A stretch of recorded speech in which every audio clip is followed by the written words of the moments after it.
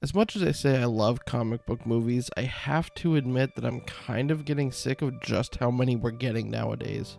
We're just a little bit over halfway through 2021 and we've already seen the release of 3 huge comic book blockbusters along with 4 comic book TV shows. And if all that wasn't enough, there's still at least 3 more huge blockbuster releases coming over the next few months, and that's assuming we don't see any delays, which I have a feeling we might. And don't even get me started on what's scheduled for 2022 so far. I mean, look, don't get me wrong, I'm very much looking forward to a few of these upcoming comic book movies, but I can't be the only one that's starting to get a bit of superhero fatigue. Now, if only there was a new comic book movie made by one of the most talented filmmakers in Hollywood right now who has already happened to make 2 of my favorite cape flicks of the last 10 years. Oh, that's right, wait, there is. Well, James Gunn has done it again. By now, Gunn is a master at putting together a team of some relatively unknown characters and making us actually get invested and care about them. I mean, you can't tell me that general audiences had absolutely no idea who the Guardians of the Galaxy were 10 years ago, but now, if you ask people what their favorite Marvel movies are, I'm willing to bet that a decent amount of them would have either Guardians Volume 1 or 2 somewhere on that list. Following up what is widely regarded as one of, if not the worst comic book movie of all time in 2016's Suicide Squad doesn't exactly seem like the smartest decision, but if there is anyone who you could give creative freedom to with a film like this, and entrust them to make us care about more than just 1 or 2 characters, it's James Gunn. This man has such an impressive filmography and just such a distinct style, and it's kind of a no-brainer for him to make a Suicide Squad film. And to be honest, this movie could not have come at a better time for me. I'm fresh off the heels of making and releasing my Birds of Prey video, link in the description and in the cards, but after the last few years, DC really needs a couple wins under their belt, and I would argue that this is easily one of the best DC films ever made. Now this soft reboot, sequel, spin-off, whatever the hell this is in regards to the first film, this one is so damn sure of itself in the best possible ways. The 2016 film felt like a paint-by-numbers mashup of Deadpool and Guardians that was colored in by a few higher-up suits at Warner Bros. That had never read a comic book or seen a comic book movie in their lives. This one, on the other hand, knows exactly what it's trying to do and absolutely nails it. And like I said before, a huge reason for that is because of James Gunn himself. Not only is his experience with large ensemble superhero action comedies on display here, but he also has dipped his toes into the dark comedy genre, and the Suicide Squad can without a doubt get very, very dark at certain points. The film is definitely stylish and unique in that signature James Gunn way, and it definitely stands out on its own within the DCEU, assuming it's actually within the mainline DCEU. Who really knows what that even means at this point? Not once did it feel like it's trying to pander to the lowest common denominator. Not once did this film feel like a very rushed, studio-produced comic book movie sponsored by Hot Topic. This is one of the few recent superhero movies to actually feel like a comic book in the way that it's presented on screen. Now, no, unfortunately, I didn't get to see this in a theater. I decided to just watch it on HBO Max from home, which in no way took away from my enjoyment whatsoever, but from everything that I've heard, if you get the chance to see this on the big screen, do it. Anyway, the use of chapter titles sprinkled throughout the film helped to break up the story much like new issues in a comic run. The choice to use part of the environment as the text for the chapter title was probably one of the best directions to go with an idea like that. Not only is this film visually Gunn style in every sense of the word, but the use of music throughout is actually meaningful and adds to what you're seeing on screen as opposed to the overuse of pointless needle drops in the first Suicide Squad film. It's pretty much more or less what you've come to expect music-wise if you've seen either of the Guardians films, and it just works so well here. Next, I feel like I should probably touch on the R rating. Normally, I wouldn't want a film to get an R rating just for the sake of, getting that R rating. I genuinely felt that the Suicide Squad used its R rating to the fullest extent, whereas looking back on it, Birds of Prey probably could have gotten away with a PG-13 and not much would have needed changing. The characters and the dynamics between everyone in this film is such a huge upgrade over the 2016 one that it's actually super impressive. I've said it already, but much like the first film or the two Guardians films before this, the Suicide Squad is another ensemble with a pretty big cast of some pretty damn big names attached to those characters. Even with a much larger cast, the ensemble of this film is handled so much better, and each character is given the proper amount of screen time and respect throughout the film. That being said though, I found myself caring about some of these individual characters way more than I ever would have thought to. Let me just start by saying that Polka-dot Man's backstory is tragic as hell. His mother had experiments done on him and his siblings in the hopes of making them superheroes to the point where his siblings all died and he's now infected with some sort of alien virus. He's so mentally scarred by what happened that he sees everyone as his mother and he turns his enemies into her in his mind so he can kill more easily. The effect they use to show us that in the film is actually pretty funny until you think about the context behind why you're seeing what you're seeing. Next, there's Harley Quinn. I've seen some people complain that she isn't in the film as much as she should be, but this isn't a Harley movie. She just had Birds of Prey. This is an ensemble team film in the vein of Avengers or Justice League, so they need to focus on more than just one character.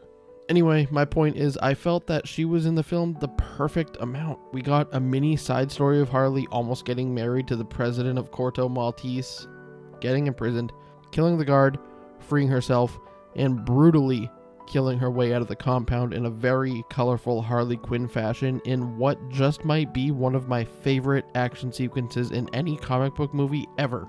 The use of colorful birds in place of blood splattering is beautiful.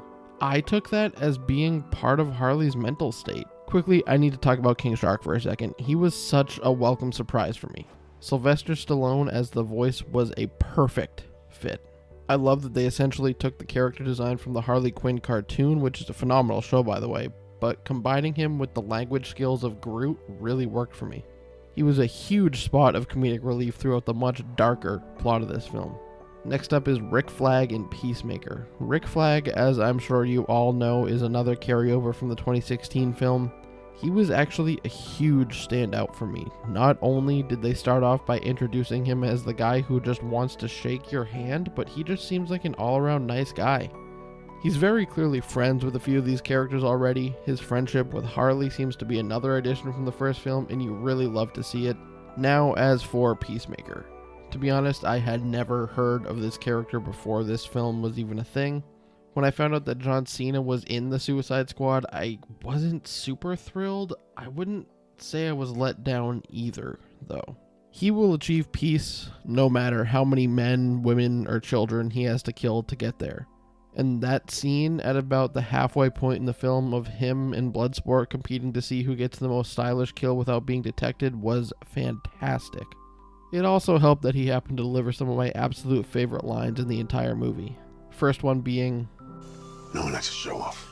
Unless what they're showing off is dope as fuck." And the next one, "You're laughing at me for, man? Why the fuck are you in your underwear? Tighty whities? Really? No, that's just racist. No, it's not." Now, with all that out of the way, we get to my two favorites, and the two that I would say are the heart of this film. Ratcatcher 2 is easily one of the more tragic members of the Suicide Squad, growing up on the streets with her father, always broke and using his ability to control rats to help them survive while also being a drug addict and eventually dying from an overdose. That's sad as hell. The way the filmmakers decided to show us this during her conversation with Bloodsport on the bus was so well done. The role of her father, Ratcatcher, was also the mystery role given to Taika Waititi, so that's pretty cool. Anyway, she is a genuinely good person, one of the few in the group that's just had bad luck.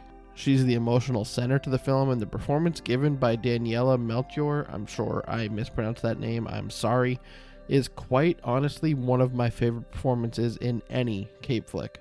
And last but not least, we get to Bloodsport. At first, he kind of felt like a last-minute addition to replace Will Smith's Deadshot after he passed on the chance to return. And while it still might be the case, I'm so glad that Idris Elba signed on for this role.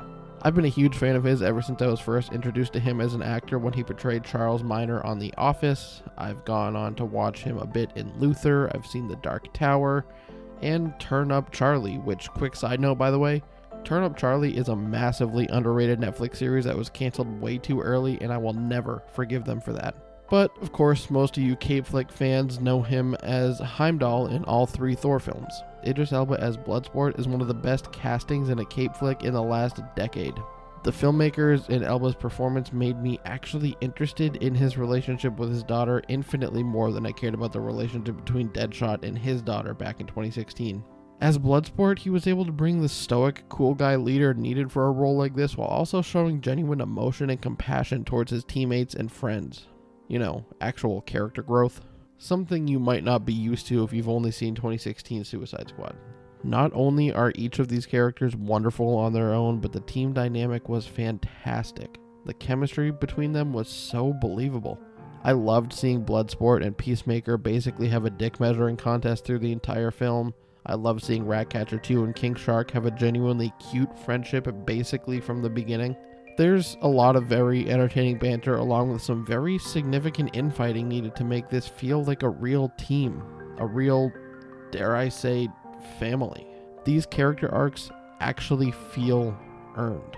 These people went on a journey together and they actually grew together. Something I would say heavily contributed to the character improvements this time around was the pacing. This film doesn't hold your hand in the beginning like the 2016 one did. It doesn't necessarily give you a quick cutscene as a backstory for every single character introduced. It assumes you're already familiar with some of these characters from the first film and that you understand the concept of the Suicide Squad.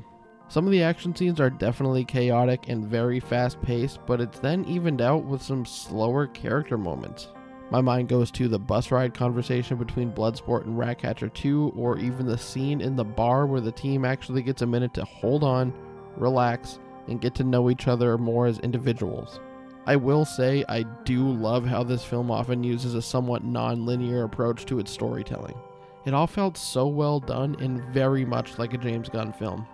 Even more so than both Guardians films, which are unmistakably James Gunn films. Now, The Suicide Squad is an outlandish mix of comedy, drama, and action that only James Gunn could have created. Not only is the film brutally violent and action-packed, but it can also be extremely entertaining, heartwarming, and darkly comedic at times. The film is one of the most cinematically engaging experiences I've had in a very long time and features quite a few genuinely well-written and well-portrayed heartfelt character moments, all while still managing to deliver some of my absolute favorite, ridiculous, over-the-top comic book moments in any Cape Flick. Not only is this film one of the best of the year so far, not only is this film one of the best Cape Flicks ever, not only is it one of the best DC films, this film really, genuinely is the Suicide Squad. Real quick again, I just want to thank you all for watching this video. I know this one came out a little bit late, a little bit past the movie's release date, but I was already working on my DC Defined video, and I didn't exactly want to pivot from what I was writing to make this my DC Defined video. Speaking of DC Defined, if you missed that video, link will be right in the description or in the cards. I believe I already mentioned it earlier. Go check it out. It was on Birds of Prey, which in a way sort of feels like a prequel to this more than the first Suicide Squad movie did. Anyway, go check that out. Thank you all for watching.